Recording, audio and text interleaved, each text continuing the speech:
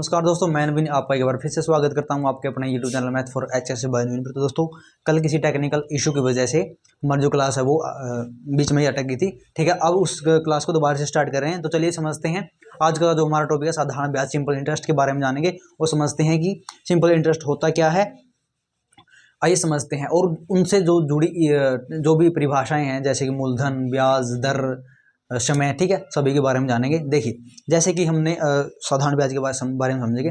हमने कोई किसी से भी 1500 रुपये उधार लिए, ठीक है, हम उसको चुका देते हैं 1800 रुपये। ठीक है, हमने उधार लिए 1500 और चुकाए कितने, 1800। हमने जितने भी फालतू चुकाए हैं, जितने हमने लिए थे 1500 लिए थे, 1800 चुका दिया, यानी 300 फालतू चुकाए हैं। तो दोस्तों वो 300 क्या होता है, वो ब्याज होता है। ठीक है, और जो राशि हमने ली थी 1500 रुपये राशि ली थी किसी से, वो होते मूलधन।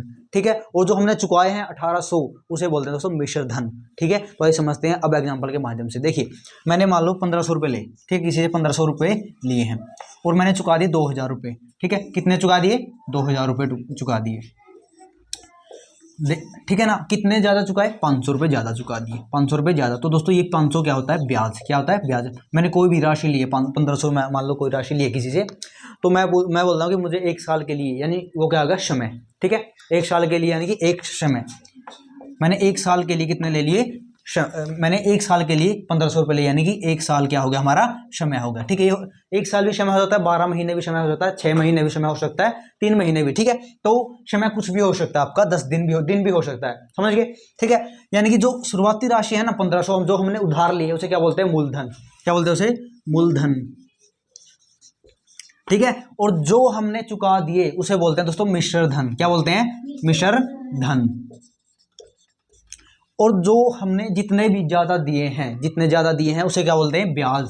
ठीक है, यानी हमने 1500 तो लिए थे, चुकाए कि, तो यानी हमने कितने ज्यादा दिए, 500 ज्यादा दिए, तो 500 क्या होगा दोस्तों, ब्याज होगा। हमने कितने समय में दिए, 1 साल में दिए। ठीक है, यहाँ पर समय 1 साल भी हो सकता है, समय 6 महीने भी, समय 5 महीने भी, ठीक, कितना भी हो सकता है। ठीक है, ये मैंने आपको समझाने के लिए बताया। ठीक है, शुरुआती राशि को हम मूलधन बोलेंगे, जो हमें ज्यादा दिए पैसे उसे बोल रहे हैं हम ब्याज, और जो ब्याज को मिलाकर और मूलधन को मिलाकर जो बनता है वो बनता है दोस्तों मिश्रधन। ठीक है, अब मिश्रधन का फॉर्मूला आपको मिल गया। मिश्रधन का फॉर्मूला क्या है दोस्तों, ब्याज मिलेगा उसमें और प्लस में जो राशि हमने ली थी मूलधन।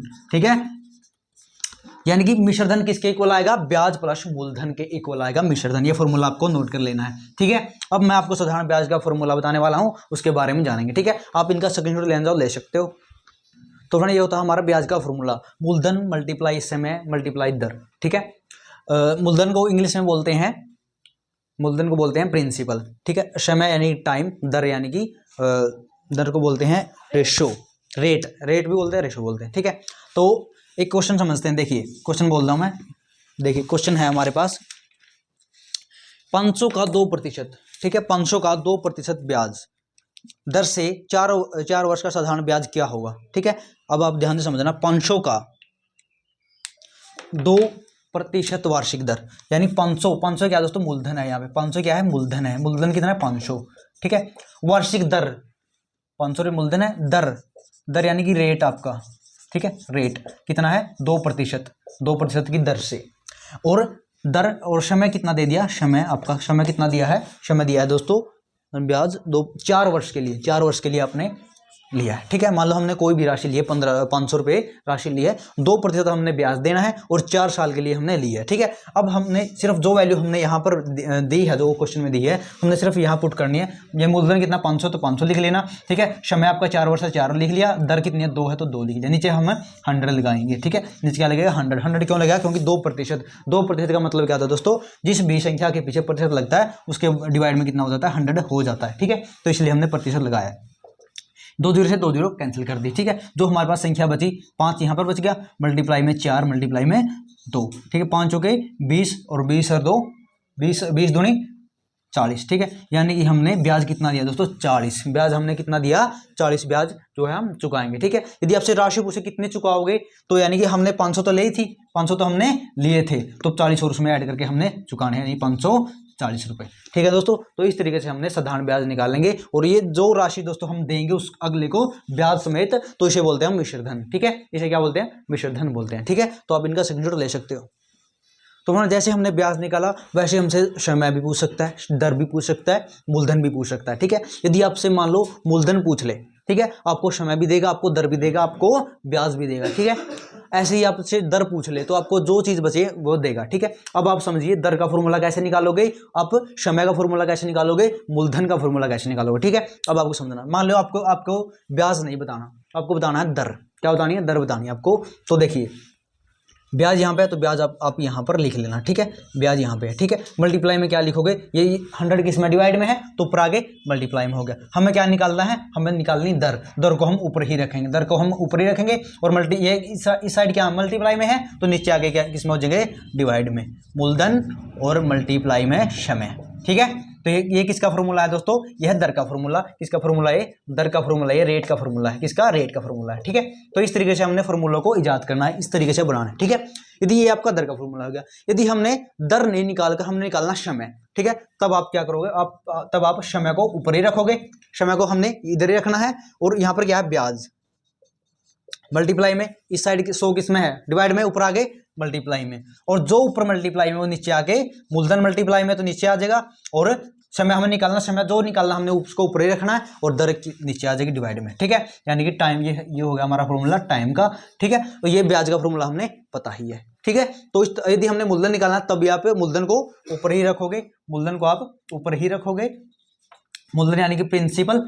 ठीक है, और मूलधन को आप ऊपर क्या आएगा, ब्याज आएगा, मल्टीप्लाई में 100 और नीचे क्या आएगा, मूलधन तो हमने निकालना है तो समय प्लस समय मल्टीप्लाई दर। ठीक है, नीचे क्या आएगी, समय मल्टीप्लाई दर आएगी। ठीक है, तो दोस्तों इस तरीके से हमने फॉर्मूला को इजाद करना है, इस तरीके से हमने फॉर्मूला बनाना। सिर्फ आपने ब्याज का फॉर्मूला याद कर लेना है, बाकी तो सभी फॉर्मूले इसी में से बन जाएंगे। ठीक है, तो इस तरीके से हमने क्वेश्चन को करना है।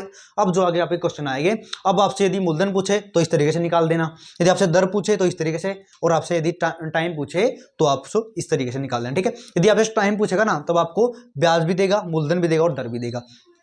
जब आपसे मूलधन पूछेगा ब्याज भी देगा, समय भी देगा और दर भी देगा। यदि आपसे दर पूछेगा मूलधन भी देगा, समय भी देगा और ब्याज भी देगा। ठीक है, तो इस तरीके से हमने क्वेश्चन को करना है। तो आइए समझते हैं क्वेश्चन के साथ, आप इनका स्क्रीनशॉट ले सकते हो। तो दोस्तों अगला क्वेश्चन बेस्ड है हमारा दर पर, हमने निकालनी दर। उसमें दे रखा है कि 1500 का 4 वर्ष का किस प्रतिशत वार्षिक दर से साधारण ब्याज 120 हो जाएगा। ठीक है, यानी इसने क्या दे दिया, इसने दे दिया मूलधन, क्या दे दिया, मूलधन दे दिया, जो दे रखा है इसने मूलधन दे रखा है, मूलधन दे दिया इसने, मूलधन दे दिया दोस्तों इसने 1500 क्या दे दिया, मूलधन दे दिया, 1500 दे दिया मूलधन। ठीक है, समय दे दिया 4 साल के लिए, समय दे दिया कितना 4, और दे दिया ब्याज, ब्याज दे दिया दोस्तों इसने, ब्याज दे दिया 120।